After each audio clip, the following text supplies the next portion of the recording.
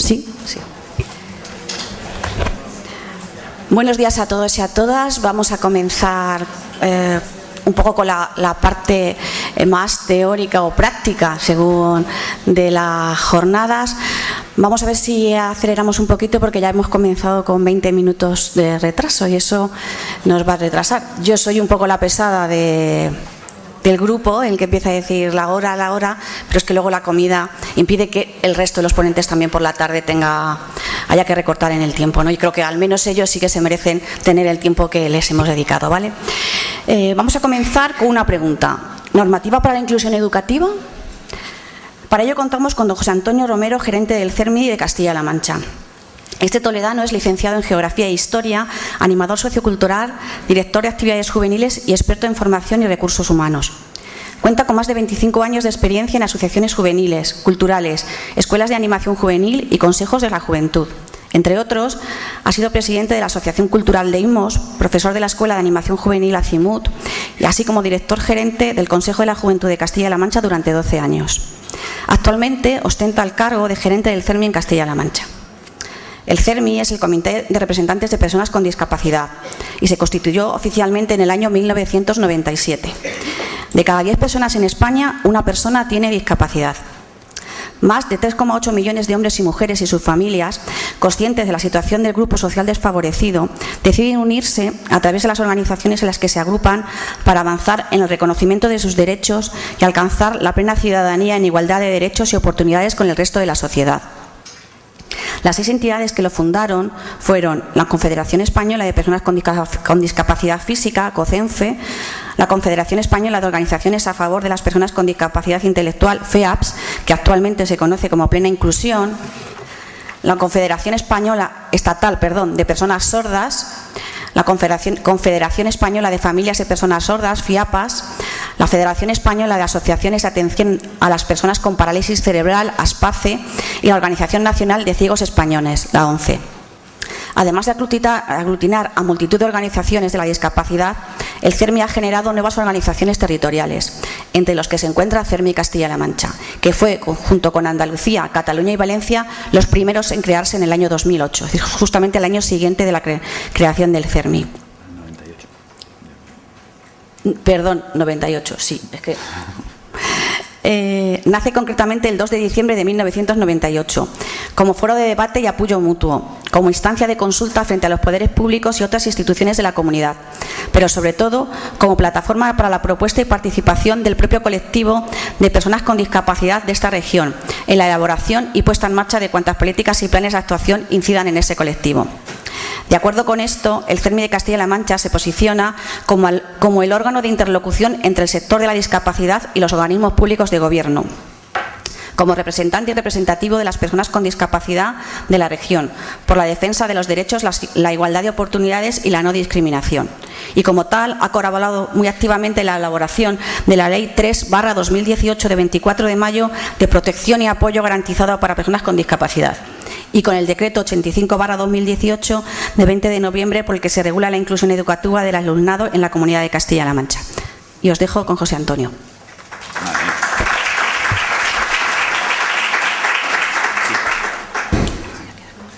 No sé si está. ¿Sí? ¿Se me oye? ¿Sí, no? Bien.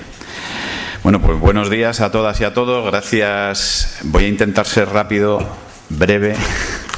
A pesar de las 2 horas y media del año pasado, ¿no? Que bueno, pues agradecer al Ayuntamiento de Pedro Muñoz, a todas las asociaciones que estáis tirando del carro con el tema de la educación inclusiva, a servicios sociales y por supuesto a la Consejería de Educación, a la Delegación Provincial y el Centro de Formación de Profesorado, pues por animar a la participación sobre todo y creeros este tema, ¿no? Especial mérito o no sé cómo llamarlo tiene en el caso de Teresa Cobo y vuestra asociación de salud mental, porque yo creo que una de dos: o me habéis hecho repetir porque suspendí el año pasado y tengo que venir este año, pero este año prometo que voy a ser mucho más breve, sobre todo por el tiempo y porque además cuando me preguntaba Mari Carmen allá, porque esto, que sepáis que Mari Carmen creo que fue en abril o en mayo, me dijo, bloquéate noviembre, ¿qué tal? Dije, noviembre, madre mía, pues no queda. Digo, pues además justo a la semana del año pasado empezamos a hablar, hicimos una exposición largo y tendido de cuál era la normativa de referencia sobre la educación y la inclusión en España y cuál era la normativa internacional, hablamos de la convención y demás, y nos quedamos justo en que teníamos un borrador de decreto de inclusión educativa que habíamos aprobado en el Consejo Escolar de Castilla-La Mancha, que ya estaba próximo a publicar, y justo la semana siguiente prácticamente salió publicado, bueno, salió el 23 de noviembre, ¿no? En ese sentido, bueno, pues quitando esos agradecimientos y el mérito, pues reitero, como ha dicho Carlos al principio, el agradecimiento del interés que tenéis todas y todos por estar aquí un sábado por la mañana.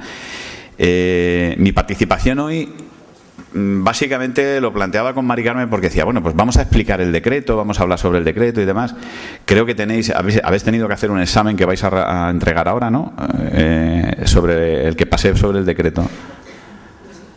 ¿No lo habéis pasado? O sea, ¿no os habéis estudiado el decreto? Era un resumen de medio folio solamente, ¿eh? O sea que, bueno, fuera tontunas. ¿Por qué planteábamos la pregunta sobre una normativa para la inclusión educativa? Me vais a contestar vosotros y vosotras. Creo que hay algún docente en la sala, me han dicho, ¿no? y a través de Internet. No, fundamentalmente es porque evidentemente ya tenemos una normativa sobre inclusión educativa desde hace muchos años. Y, de hecho, algunas de ellas cumplen esta semana que viene 30 años. Por ejemplo, la Declaración de los Derechos del Niño y de la Niña. Ahí ya recogíamos, y el año pasado lo veíamos, ahí ya teníamos una serie de articulados que recogen el derecho a la educación, pero además a una educación igualitaria para todos y todas. La Constitución española, que llevamos 2 días dándole vueltas al artículo 27 de la Constitución sobre si las familias tenemos derecho o no a decidir cuál es el modelo educativo para nuestros hijos y nuestras hijas, sobre si hay libertad de enseñanza con respecto a la religión o no sé qué. Es decir, empezamos a entrar en una serie de debates antes de ponernos a pensar y a debatir sobre otros modelos que, bueno, pues como estamos entre amigos y amigas, sí que me gustaría compartir. Es decir, ¿alguien se ha preocupado alguna vez si realmente el modelo educativo que tenemos es el que España necesita, se merece? Y sobre todo algo que leí ayer, que me hizo reflexionar en base a las declaraciones de la ministra, en base a las declaraciones de las asociaciones de padres, y decía, ¿pero en qué berenjenales nos metemos sin necesidad? Y para colmo nos dice la OCDE que ha retrasado el informe PISA sobre España porque las respuestas que dan los alumnos en España y las alumnas sobre lectura les resultan inverosímiles. ¿Y qué habrán contestado nuestros hijos y nuestras hijas a ese? Pues no lo sé, a lo mejor lo han hecho en castellano antiguo y es que no entienden los señores del informe PISA ese tema. No, tampoco me preocupa en exceso, pero sí que es verdad que al final no vamos a medir nuestra calidad educativa si estamos en el puesto 3 o en el 14 o en el 20 del informe PISA, porque siempre nos ponen como ejemplo Finlandia, los vecinos de Portugal están haciendo muy bien las cosas, pero lo que os decíamos, ¿realmente tenemos una normativa para la inclusión educativa? ¿Hace falta una normativa para la inclusión educativa? ¿Vosotras y vosotros habéis recibido una educación inclusiva?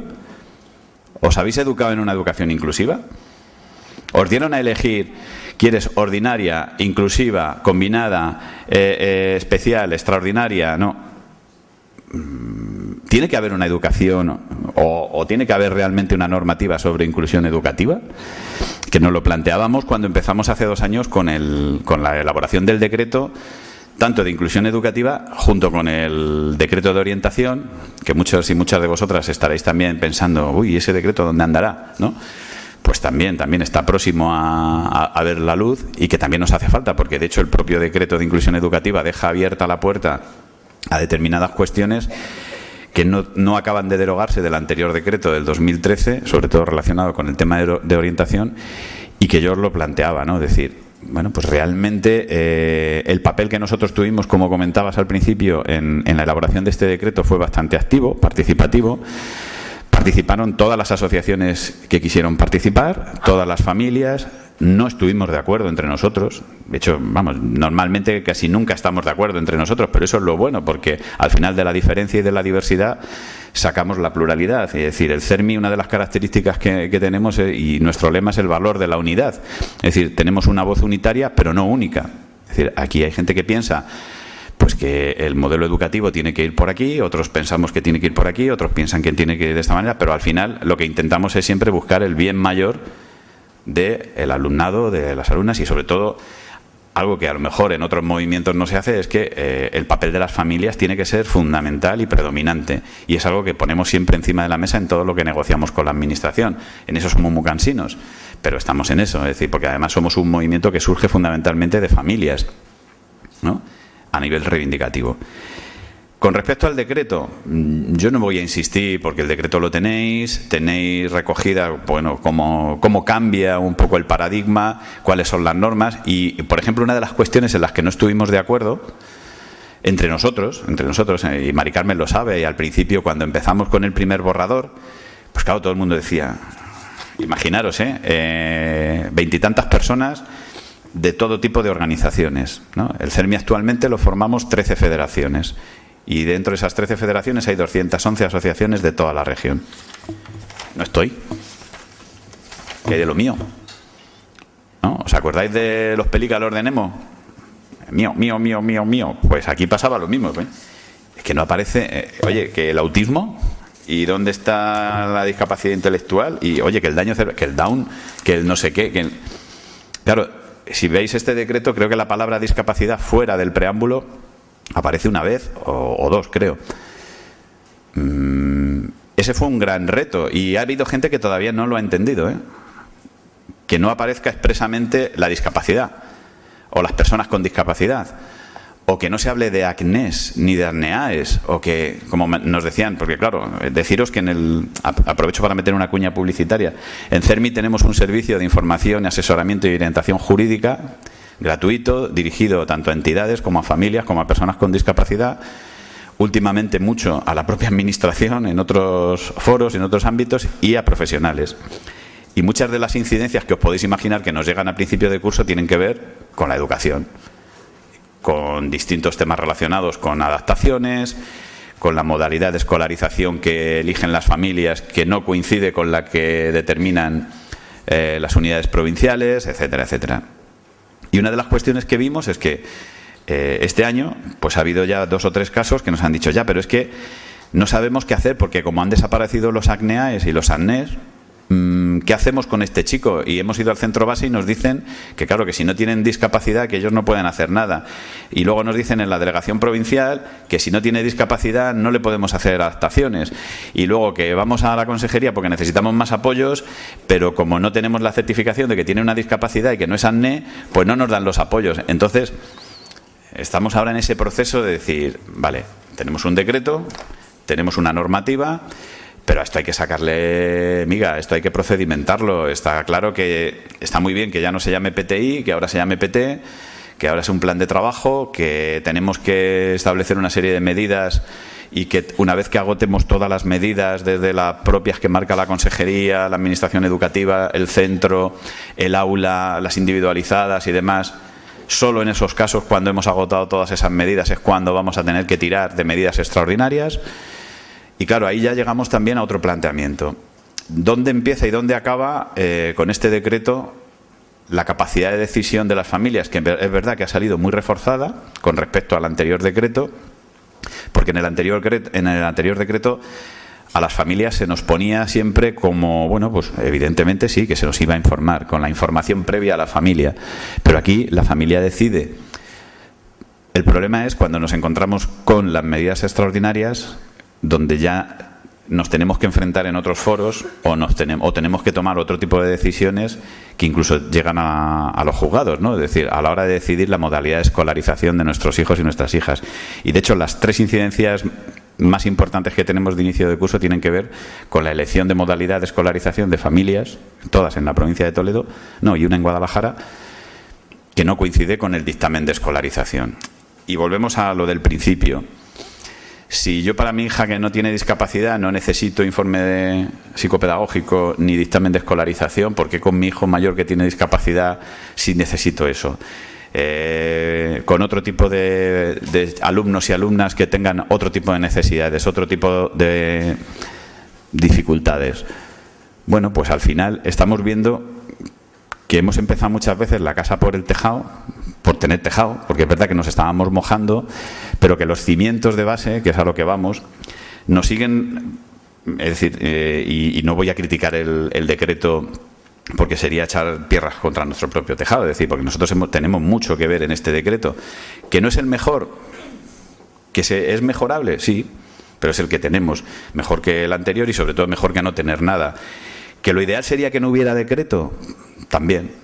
¿Por qué? Porque si tuviésemos una ley marco de educación donde cupiese todo el mundo, donde realmente se garantizase la presencia, la participación, el progreso, el aprendizaje de todos los alumnos y alumnas de nuestro sistema educativo, pues evidentemente no haría falta ni leyes de educación inclusiva, ni decretos, ni medidas extraordinarias, ni nada. Es decir, bueno, pues tendríamos que entrar en esta historia. Por concluir mi reflexión o mi compartir con vosotras y con vosotros el estado de situación en el que nos encontramos.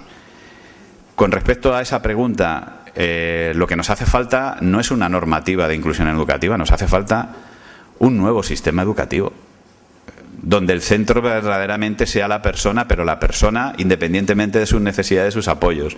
Nos hace falta repensar y superar la LOCSE, que cuánto daño hizo la LOCSE, ¿no? Como dicen los monologuistas en muchos, y superar otros modelos. Es decir, yo, pues por diferentes circunstancias, comparto muchos espacios, sobre todo con profesorado tanto de infantil, de primaria, de secundaria, y lo que estoy detectando es que algo falla en nuestro sistema por diferentes motivos. Nuestra ley, por mucho que nosotros queramos tener un decreto el más inclusivo del mundo, al final nos termina referenciando a la LOE, ¿no?, del 2006. Nos termina referenciando a la LOMCE del 2013. Al final no hubo tiempo y la LOMLOE, o por no llamarla ley CELA, como la otra era la ley BER, se quedó ahí en el tintero y bueno, y vamos a ver qué es lo que sale después. Primero vamos a ver si hay gobierno y una vez que haya gobierno, a ver qué es lo que sale y cómo hacemos. Pero claro, volvemos a lo de siempre. Empezamos a diseñar una ley antes de tener claro cuál es el modelo educativo que queremos para el país. Yo no sé si me estarán viendo 1, 2, 3 millones de personas. Lo que pido realmente es que quien tiene que tomar decisiones políticas en este país se deje de pamplinas y se tomen en serio que lo primero que hay que hacer es diseñar un modelo de país, en el sentido de un modelo educativo, de país, contando con la gente que estamos en el día a día de la educación. Eruditos tenemos en todos los campos. Gente que sabe mucho a nivel académico, por supuesto, y es necesaria, pero sobre todo teniendo como base de que ¿a quién se le ocurrió el tema de la ESO? El año pasado lo comentábamos, ¿no? El sistema, la ESO. Yo me cargaba la ESO, pero así os lo digo claramente, pero no es que me la cargue, es decir, chavales y chavalas de 11 años en institutos, ahora podéis estar de acuerdo, ¿no?, conmigo y lo debatimos, institutos con profesorado que tiene una carga horaria hasta aquí, con problemas de convivencia, con problemas de crecimiento, con la empana mental que teníamos todos con esa edad, y cuando estábamos en séptimo y en octavo, los que venimos de la EGB, pues la naturaleza sigue siendo la misma, aunque ahora está digitalizada y está ya en 3.0, pero bueno, el empanamiento es el mismo. Que yo no digo que volvamos a un sistema como la EGB, séptimo y octavo y tal, pero eso hay que repensarlo, es decir, algo está fallando ahí. ¿De dónde vienen muchos de los problemas de convivencia que estamos detectando en secundaria? El fracaso escolar, el asentismo. No sé si sabéis, seguimos estando por encima de la media en Castilla-La Mancha, por ejemplo, estamos en el 20,5% de abandono escolar temprano. A nivel de España estamos por encima de la media europea. Algo no estaremos haciendo bien. Y digo, no estamos haciendo bien ni las familias, ni el profesorado, ni el sistema político. Es decir, algo está fallando, ¿no? El sistema de promoción, de participación y demás, vale, está muy bien. Pero ¿cuántos niños y niñas siguen saliendo de la clase para recibir los apoyos que necesitan? Porque las dificultades que tienen requieren un espacio aparte para no interrumpir el discurso normal de un aula, ¿no? El transcurso normal de un aula. Bueno, pues son temas que salieron el año pasado, que vuelven a salir este año, que estamos hablando de ello y que al final dices, bueno, pues todo esto lo va a resolver el decreto. Pues esperemos que sí, que nos dé muchas pautas. Las familias nos llaman muchas veces o a través de asociaciones, oye, tenemos un problema, tal, no sé qué. El decreto establece un sistema de mediación y arbitraje que antes no existía tal cual referenciado, que son las unidades de orientación y demás en las provincias. pues algunas familias nos han llamado, es que he llamado y me han dicho en la delegación que no saben qué es eso. Pues claro, tenemos que volver otra vez a explicar a todo el mundo lo que es el decreto, cómo se estructura, cuál es el sistema de atención a la diversidad que tiene, que también se van mezclando cosas, ¿no? A lo largo del decreto se sigue hablando de educación educativa, pero también se habla de atención a la diversidad. Es decir, es un poco un totum revolutum que al final es como generar un espacio de decir, venga, vale, vamos a tener esto, con esto empezamos a tirar, organizamos las distintas respuestas, pero al final en el día a día, a los que os hace falta un PT o una L, o porque, bueno, pues por las distintas circunstancias, o otro profesor en el aula porque tenéis una ratio muy alta, que es otra de las cuestiones que hay que plantearse en esa reforma del sistema educativo. ¿Debemos seguir con sistemas con las ratios que tenemos para intentar... ¿Eso favorece la inclusión o no? Pues también son debates que estamos poniendo ahí. Esa normativa y esa pregunta es, pues a lo mejor las ratios no son las más adecuadas para favorecer la inclusión. Y romper una lanza, y la lanza la tenéis aquí vosotras y vosotros. Siempre se achaca, es que el profesorado no tiene formación en inclusión, pero si estáis saturados de formación, si es que estáis... que evidentemente en la fábrica del docente, con perdón, con el reduccionismo, pero es así, en la universidad hablamos muchas veces con chicos y con chicas que están en prácticas, lo vemos y demás, y los temas relacionados con la inclusión, con la atención a la diversidad y con, bueno, pues con cuestiones que a nosotros nos afectan principalmente sobre discapacidad, se ven como muy de pasada, y es verdad que o hay una motivación personal o al final muchas veces, pero claro, tampoco podéis ser multiespecialistas en todo, ¿no? Porque al final al maestro, ¿qué se le pide a la maestra? Que seáis especialistas en TEA, en TDAH, en emprendimiento, en violencia de género, en cómo prevenir conductas no racistas, en intervenir con nuevas tecnologías, en escuela 3.0, en no sé qué. Claro, ¿y cuándo preparáis las clases? ¿Y cuándo os tiráis horas y horas recortando y poniendo carteles y haciendo no sé qué o preparando las actividades extraescolares? Y lo que es peor, y aquí lo transmito a la comunidad educativa, los sistemas de evaluación, el Evalúa, el Delfos, el Papás, el no sé qué, eso es inhumano. No, lo digo porque yo la tengo en casa, es decir, tengo mi consorte, mi mujer es maestra y mi hermana es maestra y aquí tengo amigas que sois maestras y que lo estamos viendo. Pero si necesitáis un máster solo para hacer eso, cuando funciona, claro, y no se queda colgado. Esto es responsabilidad de todos y de todas. No es cuestión de echarle la culpa a la administración. Es cuestión de sentarnos, de hacer un trabajo sociocomunitario también, es decir, de que contemos unos con otros, unas con otras, de que las propias entidades del tercer sector dejemos de mirarnos el ombligo y hago una autocrítica, es decir, que parece que lo único que importa es lo nuestro, lo mío, ¿no? Mi etiqueta. Primero, no, es que los míos son distintos. Es que los míos necesitan una atención individualizada. O sea, jodido, y mi hija, y tu hijo, y el de los demás, ¿no? Todos necesitamos, y nos gusta que nos traten por lo que somos y por lo que valemos. Y algo que dice mucho el decreto, por lo que podemos llegar a ser, las potencialidades, ¿no? Es decir, en potencia, ¿yo qué puedo llegar a ser? Y además lo dice muy claro el artículo 27 de la Constitución, cuando reconoce ese derecho a la educación. Alcanzar, favorecer todos los mecanismos posibles para alcanzar lo máximo que yo pueda llegar a ser. Pero claro, eso depende del sistema. Entonces, después de esta chapa, reflexión en la que podéis estar de acuerdo o no, yo muchas veces no estoy de acuerdo ni conmigo mismo, con lo cual yo planteo, ¿realmente cuáles son los problemas que os estáis encontrando en el día a día, en vuestro trabajo, en relación a la inclusión?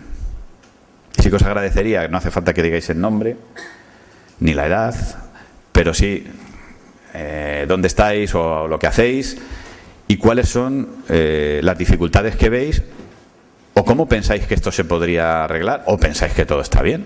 Oye, que las cosas se están haciendo fenomenal. No digáis que necesitáis más recursos humanos, porque eso me han dicho que no, que no hay, ¿no? ¿Verdad? Lo pueden decir, vale, eso está bien, eso está bien. Tomamos nota de todo.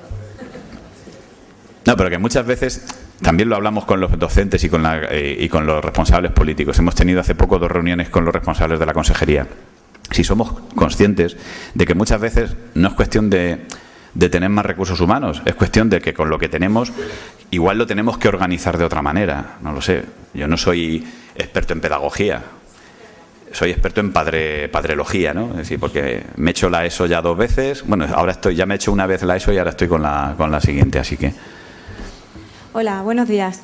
Soy Olga, yo soy PT en un cole en Badajoz y la verdad es que estoy bastante de acuerdo en lo que estás planteando y bueno, creo que nos queda mucho por hacer, pero creo que cada uno estamos haciendo un poquito la lucha por nuestra cuenta y lo más fácil es, primero, echar un poco la culpa a las necesidades que pueda tener el niño, que ahí parece que nosotros nos desentendemos un poquito de poder actuar, y del sistema educativo. Yo podría hacer, pero si tuviera la especialidad que tenemos muchas veces en el easy o es que, y creo que nosotros una vez que cerramos nuestra puerta estamos con el niño nos tiene a nosotros, nosotros tenemos al niño y ahí podemos hacer bastante. Entonces creo que deberíamos dejar un poquito de quejarnos tanto, poner el énfasis en la lucha, y la lucha que podemos hacer es la que tenemos en el día a día, con los niños, teniendo en cuenta sobre todo a las familias, porque sin ellas sería completamente difícil e imposible hacer muchas cosas de las que podemos hacer y sacar mucho potencial de los niños. Y bueno, que dejemos de quejarnos y que luchemos, como decía, no nos vamos a olvidar de... es que el TEA necesita, un niño con TEA necesita pues estas horas de apoyo, estos especialistas, necesita que la sociedad esté más concienciada, un niño con TEA, un niño sin TEA, así que vamos a poner la fuerza en eso y vamos a dejar de quejarnos tanto, que somos expertos a veces en quejas y en pocas soluciones. Yo estoy de acuerdo contigo en que nos quejamos mucho, pero denunciamos muy poco. En los bares, en las reuniones, en las comidas, nos quejamos muchísimo. Incluso los ponentes estos que vienen a las jornadas de educación y todas estas cosas, todos nos quejamos, ¿no? Nos ponemos encima de la mesa. Pero luego denunciar, es decir, las cosas se resuelven. ¿Por qué crees que se inventó, por ejemplo, el paso de cebra? Pues porque alguien denunció que... ¿no? Y muchas veces lo hablamos con la administración. Hombre, es que no es lo mismo reivindicar, es que es lo mismo reivindicar que denunciar y tal. No es lo mismo. Yo puedo denunciar, o sea, yo denuncio que entre esta orilla y esta se ha caído el puente. ¿Vale? Lo tengo que denunciar, tengo que mostrarlo públicamente. Pero claro, tengo que reivindicar algo, que se construya un puente nuevo, ¿no? Entonces, en ese sentido, estoy totalmente de acuerdo contigo. Es decir, tenemos que dejar de mirarnos el ombligo. Lo importante es el trabajo que hacéis, pero quizá pasar de la queja a la denuncia. Que la denuncia no es ir a los tribunales solamente, es decir, es realmente de forma organizada y conjunta poner de manifiesto, ojo, lo que hacemos bien, que muchas veces ese es el problema, si es que no sabemos muchas veces lo que estamos haciendo bien. Y mi vecina no sabe lo que hago yo. Sí. Nada, quería solamente comentar que evidentemente, como bien dice, hay que seguir trabajando, cada uno supongo en su aula, pero además de eso, si denunciamos porque se trabaja bien en un colegio ordinario y no hace falta a lo mejor una modalidad combinada, esa denuncia que desgasta tanto a la familia y que al final tampoco llega a nada, porque ni los propios tribunales saben las normativas, posiblemente, porque desconocen totalmente en qué consiste la educación inclusiva y, por supuesto, porque, por desgracia, se van a poner siempre al lado de la administración. Por lo menos es lo que creo. Ahí hay una cosa que introduce el decreto, no sé si la habéis visto, la necesidad de coordinación con las áreas de bienestar social, sanidad, etcétera, y algo de formación que también estamos reivindicando, como bien dices, es decir, nos está pasando con el tema educativo, nos ha pasado con el tema de empleo. Ayer salió una sentencia de la Audiencia Nacional muy importante para el sector de la discapacidad en el sentido de que tiene que ver con el ámbito laboral, que son los centros especiales de empleo. Pero los jueces han reconocido que hay una singularidad con respecto a los centros especiales de empleo de iniciativa social, que en otros ámbitos no se nos estaba reconociendo. Muchas de las sentencias que se han ganado es porque al final te toca en suerte tener un juez o una jueza que se ha leído la convención, que aplica el artículo 24 y que tiene claro qué es la educación inclusiva. Pero es verdad que en muchos casos nos está pasando, es decir, no, bueno, pues al final el bien del menor y sobre todo como hay un informe preceptivo y técnico que es el del dictamen de escolarización, dice que lo mejor para ese chico o chica es una combinada o la educación especial, bueno, pues se falla a favor de la administración.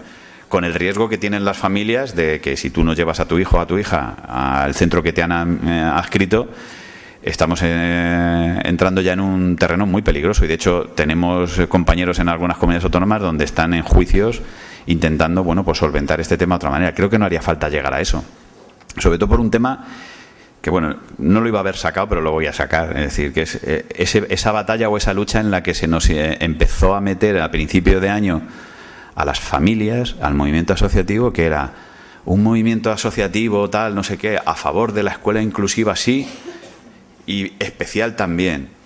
Alguien, a través de un medio de comunicación, dijo: el CERMI estatal, propone que más de 35.000 alumnos y alumnas en España serán transferidos, serán transferidos o no, trasvasados a la escuela ordinaria. Decía, pero vamos a ver, ¿qué estamos hablando? ¿De ganado o de...? O sea, es una cosa, pero además fue un debate artificial e interesado.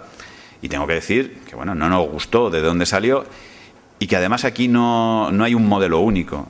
Y sobre todo yo invitaría a muchas más cosas, es decir, a quien defiende el modelo de que la escuela, que la educación especial tiene que desaparecer sí o sí de aquí a 5 o 10 años y demás, yo les invitaría a que pasasen por centros de educación especial. Yo estuve el jueves en uno en Toledo, he visitado muchos centros, tengo amigos y familiares que están en centros de educación especial. Por eso no somos inclusivos, por defender la educación especial. No, lo que hay que defender es que a cada niño, hablabais antes de la equidad, que a cada niño, a cada niña se le dé lo que verdaderamente necesita con los apoyos y recursos que tengan. ¿El sistema ordinario hoy en España está preparado para atender a todo el alumnado con las necesidades que tienen? No. Pues lo que habrá que hacer, mientras a mí no me garantices que a los niños y niñas que tengan esas necesidades especiales y que esas necesidades de apoyo estén garantizadas, tendrá que convivir un sistema, 2 o 3, pero tendiendo a la máxima inclusión posible siempre, porque la inclusión, como ponéis en estas jornadas, es socioeducativa. Es decir, es que la inclusión no empieza ni acaba en la escuela. Si queremos una sociedad inclusiva, evidentemente tendremos que tener una escuela inclusiva, porque muchas veces lo planteamos, es decir, pero la educación inclusiva, hombre, es que si no es inclusiva, ¿qué educación es?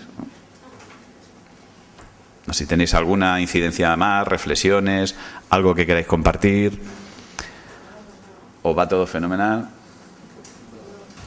Además, no os preocupéis, es que la persona que hemos puesto para que haga preguntas es la embarazada, pero es porque le ha dicho el médico que tiene que caminar. Así que no os preocupéis. Levantad la mano que está dispuesta.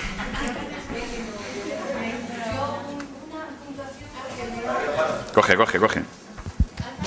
Es importante lo del micrófono porque si no, no se escucha no se puede grabar bien, ¿vale? No, es muy poquito, solo que es que me ha tocado un poquillo. El tema de la inclusión es inclusión. La educación especial, los centros de educación especial son separatistas. No, la inclusión es inclusión a nivel general. No tiene por qué haber una, no sé, o a lo mejor lo veo yo así. El centro de educación especial estamos separando a los chicos de la inclusión educativa. Si hay un decreto de inclusión, a lo mejor yo no entiendo lo que es la inclusión. No lo sé. Como estás a favor de los colegios de educación especial son otra manera de inclusión educativa. Yo creo que no, ¿eh? Sí, yo he dicho que estoy a favor de los centros de educación especial como centros de inclusión educativa. ¿Lo he dicho así o no? No. Es que lo ha dicho he dicho así, que es otro modelo. No. Yo... Vamos a ver, por eso digo que es un tema que no quería sacar, pero me alegro de haberlo sacado, porque además... Lo dejamos porque va a ser un debate muy grande. No, si es lo bueno del debate, si de esto se enriquecen las cosas. Es decir, el decreto, no sé si lo sabéis, creo que sí, el decreto está recurrido. Este decreto está pendiente de una sentencia del Tribunal Superior de Justicia de Castilla-La Mancha. Ah, pues no lo sabía. Efectivamente, por un tema, básicamente, el artículo 16 en las medidas extraordinarias recoge como medida extraordinaria la educación especial. Y ha habido una asociación que en su legítimo derecho ha optado por recurrir este decreto porque dice que no es inclusivo y que contraviene el artículo 24 de la Convención, etcétera. Pues ya está en su derecho de hacerlo. Yo lo que estoy diciendo es que con el sistema que tenemos hoy en España no podemos garantizar la inclusión de todo el alumnado con los recursos que existen y los apoyos. en todos los centros. ¿Eso significa que estemos a favor de la educación especial o que estemos a favor? No, por supuesto, nosotros, y yo personalmente, estoy a favor del mayor grado de inclusión posible, que es lo que dice el artículo 24. A mí lo que me gustaría es que en aquellas aulas donde podamos tener 25 alumnos o alumnas, tengamos 15. Y si de esos 15 alumnos hay 6, 7 que tengan unas necesidades de apoyo especiales o más intensas y que necesiten tener un mediador, un terapeuta ocupacional, un PT, pues a lo mejor de 15 profesionales, o sea, 15 alumnos, en una clase con 7 profesionales. ¿Vosotros veis eso viable hoy por hoy? Que nos gustaría, claro, y es lo que tenemos que luchar. Pero no podemos ni ser radicales hacia un lado ni hacia el otro. La radicalidad al final nos lleva pues a lo que estamos viendo. Sería más simple que todo claro, eso. Es más sencillo, es decir, tenemos que buscar un sistema, pues claro, que en el que quepa todo el mundo, con la máxima inclusión posible y donde tengamos los apoyos garantizados. Pero esto es un progreso, es decir, o un proceso, es decir, tenemos que ir poco a poco consiguiéndolo. No vale quedarnos y argumentar, decir, no, como no lo tenemos, pues bueno, seguimos manteniendo el sistema. Claro, en Castilla-La Mancha, pues hace 2 años, de 2 años a esta parte, teníamos 22 centros de educación especial, ahora tenemos 24. Porque sigue habiendo más necesidades, sigue habiendo alumnado que no se está cubriendo sus necesidades en el entorno ordinario y que también habría que revisar 2 cuestiones que fue lo que planteamos desde CERMI a nivel estatal y se le dijo bien claro al Ministerio. Primero, no se pide que se saque a la gente de las aulas y que automáticamente todos los que están en educación especial se lleve a los centros ordinarios. Por supuesto que no, si eso es una aberración. ¿A quién se le ha ocurrido eso? Lo que se está pidiendo es que, primero, no se empiece a matricular a ser posible pero a la gente. que no, exactamente. ¿Sabes? Que chicos, que haya aulas en colegios de educación especial con niños de 4 años o de 5 años, eso es lo que no se debería permitir. Está claro, ya. y revisar lo que ya hay. De salir a inclusión educativa, pues inclusión educativa. Exactamente. Que sabemos que no se van a cerrar de la noche a la mañana, de acuerdo, pero si tú no vas escolarizando a los chicos, eso llega un momento en que sí. Deja, pues, igual que oye, muchos de los que están ahora, para muchas cosas. igual que muchos de los que están ahora, mira, te cuento, hace unos meses tuvimos una mesa redonda con orientadores de Castilla-La Mancha, con la asociación Apoclan. Y ahí alguien planteó, y sobre todo los que hablaban, fundamentalmente eran pues profesionales que están en centros públicos de educación especial. Y se quejaban de un problema, ¿cuál? Que empezaban a decir, es que nosotros empezamos a tener derivaciones y dictámenes de escolarización de chicos y chicas donde el principal problema no está motivado por la discapacidad, por los apoyos que necesite su discapacidad, sino por trastornos de conducta fundamentalmente, del comportamiento, problemas psicosociales fundamentalmente y en riesgo de exclusión social. Pero el problema ¿cuál es? Que entonces vamos a seguir generando guetos ahora con otras características, ¿no? Lo que hay que buscar son los apoyos en el aula ordinaria, en el colegio ordinario, que también es que suena un poco... Si es que al final, es lo que decíamos al principio, estamos pervirtiendo el lenguaje con 20.000 términos, cuando al final lo que hay que hacer es un sistema donde quepa todo el mundo, ¿no? Y que en las clases tengamos a chicos de todo tipo de características. Pero claro, para eso necesitamos, entiendo de lo que hablábamos, menos alumnado, más profesionales, una normativa que ampare todo esto y más sobre sentido todo, común. Hombre. Y más humildad, un poquito de humildad todos.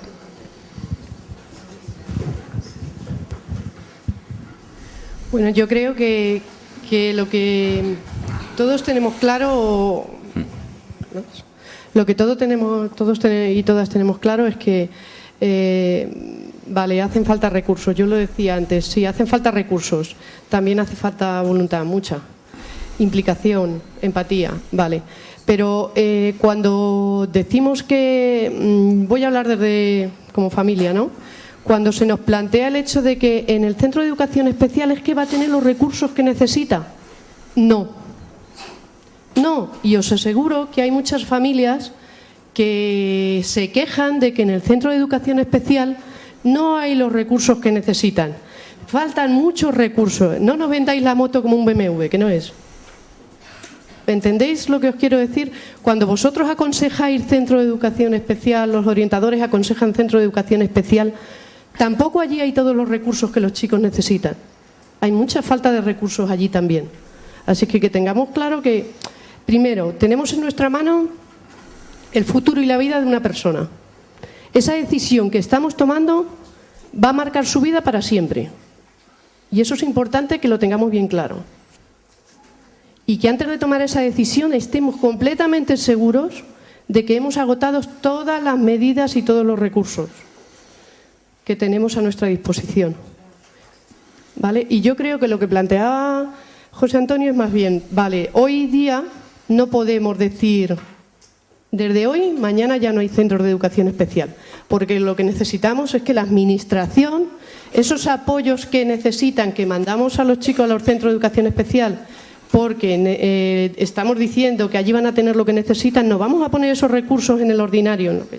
Que a mí me pasa lo que a José Antonio, no me gusta hablar de ordinario, especial, no sé qué, no, educación. Vamos a hablar de educación, que es para todos. ¿Vale? Entonces, esos recursos que se necesitan, vamos a ponerlos poquito a poco, que sabemos que eso va a costar trabajo y tiempo, vamos a ponerlos en el ordinario. Y al final, no es que tengan que desaparecer los centros de educación especial, pero quedarán como otra cosa, será otra cosa. Centro de atención X, centro de... Vale, será otra cosa, pero la educación tiene que estar en un sitio y en una modalidad, con los recursos, apoyos que se necesiten. Mi opinión.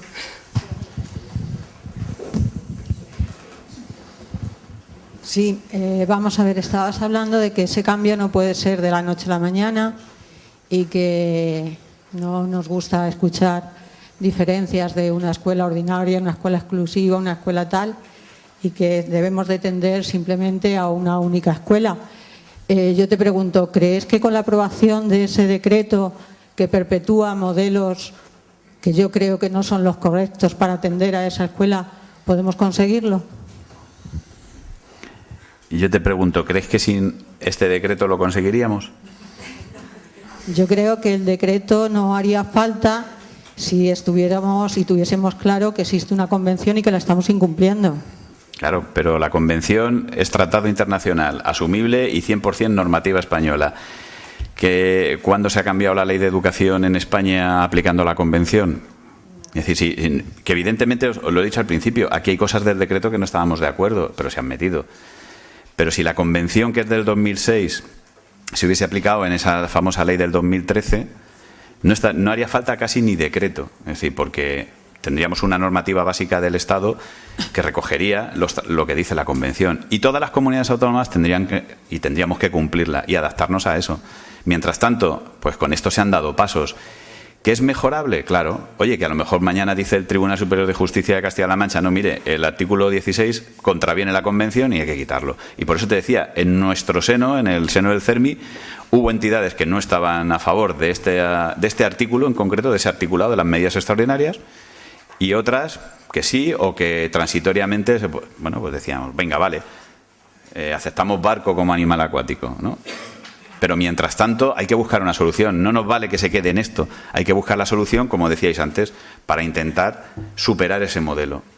Que evidentemente, y luego como movimiento asociativo, tener en cuenta, es decir, nosotros hemos tenido y seguimos, y para eso estamos, escuchando, como decía Mari Carmen, una cosa es que a ti te digan en un dictamen de escolarización que tu hijo o tu hija tiene que ir a un centro de educación especial. Pero ¿quién le dice a un padre o a una madre que está en su derecho a elegir esa modalidad de escolarización? Que no. Es decir, no, es que yo quiero que mi hijo vaya a un centro de educación especial. ¿Por qué? Por dos razones que son las principales que nos han manifestado ellos. Porque han estado en la ordinaria y han tenido una mala experiencia en la escuela ordinaria, o porque consideran que con los apoyos que tiene determinado centro van a ser los más adecuados. Claro, ya me sé la respuesta. Claro, pero es que mientras perpetuemos el sistema y tengamos esa oferta, pues no van a tener opción de decir ordinaria o ordinaria, o inclusión sí o inclusión sí. Claro, mientras tanto tenemos que buscar esa transición y sobre todo respetar el derecho de las familias a decidir. Aunque diga la ministra que no tenemos derecho a decidir el modelo educativo de nuestros hijos. Vuelvo a insistir, ¿no? Entonces, mientras tanto, pues entre todos, como decía la compañera extremeña, ¿no? Es decir, pues tendremos que buscar poner encima de la mesa lo mejor que tenemos cada uno y cada una, intentar también explicar todo lo bueno que estáis haciendo, que vuelvo a insistir, si es que tenemos cantidad de buenas prácticas, se están haciendo un montón de cuestiones. En el decreto se ponía de manifiesto la necesidad de generar redes de trabajo, de diseñar una estrategia de educación inclusiva en Castilla-La Mancha donde podamos estar y que tengan cabida todas las sensibilidades, todas las opiniones, pero sobre todo que, oye, que lo que a mí me funciona en mi centro te pueda funcionar a ti, o los recursos que tú estás empleando en una determinada cuestión yo los pueda utilizar también, o no, pero que podamos estar en comunicación. Y yo creo que eso también es lo positivo, que tenemos que ir generando esos espacios. Esta tarde creo que vais a hablar de recreos inclusivos y demás, que también bueno, había reticencias en su momento. ¿Cómo vamos a meter el tema del recreo en un decreto? Joder. ¿Y dónde hacen las principales relaciones sociales? Vamos, yo me acuerdo cuando yo estudiaba en el colegio, cuando estabas en el instituto. Si lo que molaba eran los recreos. O molaba las clases de matemáticas, ¿no? O te molaba el recreo, pues ya está.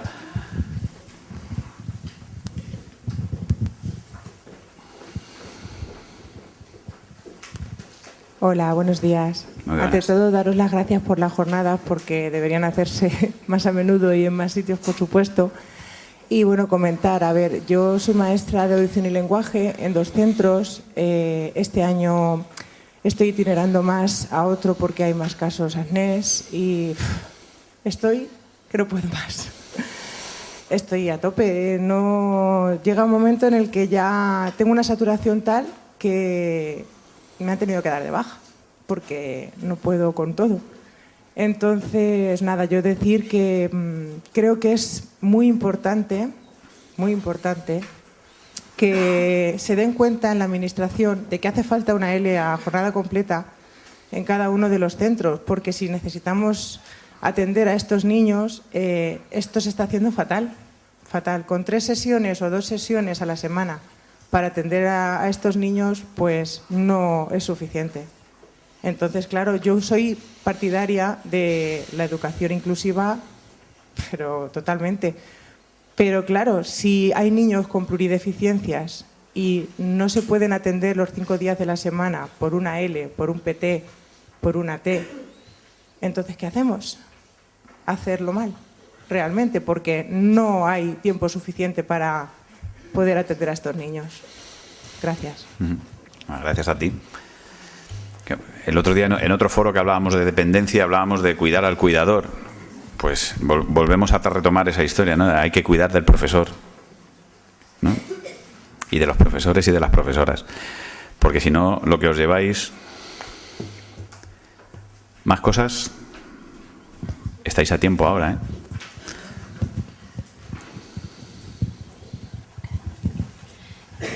Buenos días. Yo, en orden a lo que comentaba la compañera que acaba de intervenir, decir que estoy viviendo una situación parecida y, bueno, yo este curso soy tutora, soy especialista de inglés, doy también bilingüe, tengo varios niños con necesidad específica de apoyo educativo en cada uno de los grupos a los que atiendo. Les elaboro el material, les adapto, hago todo lo que puedo y no me da la vida. Y claro, ya es que estoy a punto de tener que ir al médico y claudicar, como menciona la compañera. Y claro, a mí me haría falta que la compañera de audición y lenguaje, en vez de tener 2 criaturas a la misma vez, pues pudiera estar en la clase con el chico que le toca y conmigo. Ya, pero es que como tiene que coger a otro niño de otra clase y cuando no se va al otro cole del pueblo, pues no puede la mujer. Que la compañera de PT, y hablo con propiedad porque yo también soy PT y otras veces estoy de PT. Bueno, que la compañera de PT, en vez de tener que coger al chico que le toca de la clase mía, de la del prójimo, pues estuviera conmigo. Eso hablando a una ratio a 28 que estamos por encima. Entonces, claro, los recursos humanos, pues habéis hablado de recursos humanos. Supongo que sería irónicamente que no hacen falta ni más. Pues es que son necesarios, yo creo que es la medida más inmediata que podemos tomar para mejorar la situación. Porque exactamente los recursos humanos y las ratios, porque evidentemente si hubiese otra Mari Carmen, pues yo no tendría 27 en cada clase. Nos repartiríamos la otra y yo los 27. En fin, esa es la cuestión, que yo creo que ahí la Administración en Eduquere recuerdo que dijeron, vamos a poner más de PT y más de AL. Y claro, resulta que al curso siguiente yo estaba en otro sitio de PT y la compañera que tenía me la quitaron. Me quedé yo sola de PT. Y digo, pues habrán ido a otro lado, a mi instituto no. Ahora estoy en otro cole y resulta que los más de PT y los más de AL pues tampoco hay. Entonces esa es la cuestión, que hacen falta más profesionales como medida inmediata, en mi opinión. Muchas gracias. Yo, por acabar, si queréis, con respecto al tema de recursos humanos, deciros que cuando estuvimos negociando el decreto, hubo un aspecto importante que tenía que ver con los profesionales que pueden intervenir en todo el proceso de inclusión educativa, y no sé si os acordáis, en el grupo de trabajo teníamos una lista, pues había casi como 14 o 15 categorías diferentes. Claro, actualmente estáis PTs, estáis ALs, técnico de lengua de signos, responsables de temas de enfermería, 5 o 6 fisioterapeutas y poco más.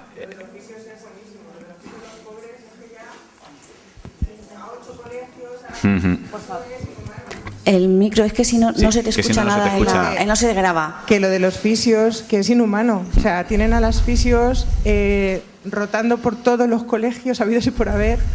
Vienen una sesión, se van corriendo a otro colegio, se van a otro colegio. Eso es inhumano, no puede ser.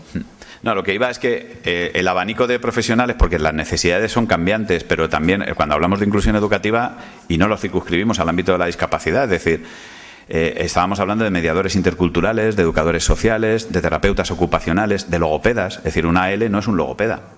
Y hay chicos y chicas que... Pero los logopedas, no solo para los que necesiten ese apoyo, sino para toda el aula. Es decir, que a todos nos puede venir muy bien en ese momento dado. Y en determinados barrios, determinadas zonas, estamos teniendo dificultades cuando hablamos de la prevención del abandono escolar temprano. Es decir, hay una serie de figuras profesionales que, bueno, al final se consiguió ahí una entente cordial y otros profesionales que puedan ser necesarios. Es decir, se abre el abanico a que pueda haber otras categorías profesionales interviniendo en la escuela. ¿Por qué no? Es decir, los tecnólogos, hay un montón de expertos en redes sociales ahora. Dice, bueno, pues ¿por qué no podemos meter a gente que nos eche una mano, no? Por aquí la última pregunta, sí, que ya vamos terminando. Bueno, hay dos. Pues bueno, las dos últimas. Nosotras somos estudiantes de logopedia y a nosotras en la universidad siempre nos han dicho que somos muy necesarios como un puente entre las familias y los alumnos y los profesionales de los colegios. Entonces, nosotras, bueno, y desde el Colegio de Logopedas se quieren incluir en los espacios educativos, porque igual que una L no tiene los recursos necesarios para tratar muchas patologías, que un logopeda sí podría, un logopeda en un aula, pensamos que pueden complementar muy bien pues las funciones que hace la AL en el aula. Y a lo mejor en vez de 2 ALs o una L por cada 2 alumnos, podría haber una L, un logopeda, y podrían cubrir muchas necesidades que necesitasen los alumnos. Entonces, pues nos gustaría recalcar que un logopeda realmente es muy necesario en un aula, no solamente para las patologías, sino para muchas dificultades en el habla y en el lenguaje. La última. La última y bueno, con la pregunta con la que habría es que si una normativa para inclusión educativa. Me ha hecho mucha ilusión leer este punto J, además como buena extremeña bailaría la J, nunca mejor dicho, con la dinamización de los tiempos y espacios de recreo. Verlo aquí me ha hecho mucha ilusión. No voy a hacer spoiler porque luego hablaremos de programas de patio, pero de verdad lo tenía que decir y dar la enhorabuena por este punto tan importante de los recreos, porque no podríamos hablar de inclusión si el espacio de recreo no se cubre. Así que enhorabuena. ¿Alguna pregunta más? Pues la mejor noticia de esta hora es que vamos a tomar un café, ¿no? Sí, bueno, pues yo quería agradecer especialmente a José Antonio su presencia. Yo no soy del campo de la educación, soy del campo de los servicios sociales, pero las cosas que me han quedado un poco claras así es que los profesores tienen que saber de todo, igual que las trabajadoras sociales. Somos chicos y chicas para todo. Que a pesar de que seguimos incumpliendo el artículo 24, creo que con el decreto hemos dado un paso hacia adelante. Evidentemente no somos, esto no es la panacea, pero que bueno, pues que hay que seguir adelante. Y sobre todo yo creo que hay algo que él ha dicho, que parece ser que el año pasado algunos profesores se fueron un poco pensando que estábamos atacando o cómo estaban desarrollando su labor. Al contrario, lo que queremos decir es que alabamos la gran labor que desarrolláis dentro de las aulas, que sabemos que hacemos muchísimo más de lo que podéis. Y así que muchas gracias. Nuestro concejal le va a hacer entrega de un pequeño detalle por haber colaborado con nosotros. Muchas gracias.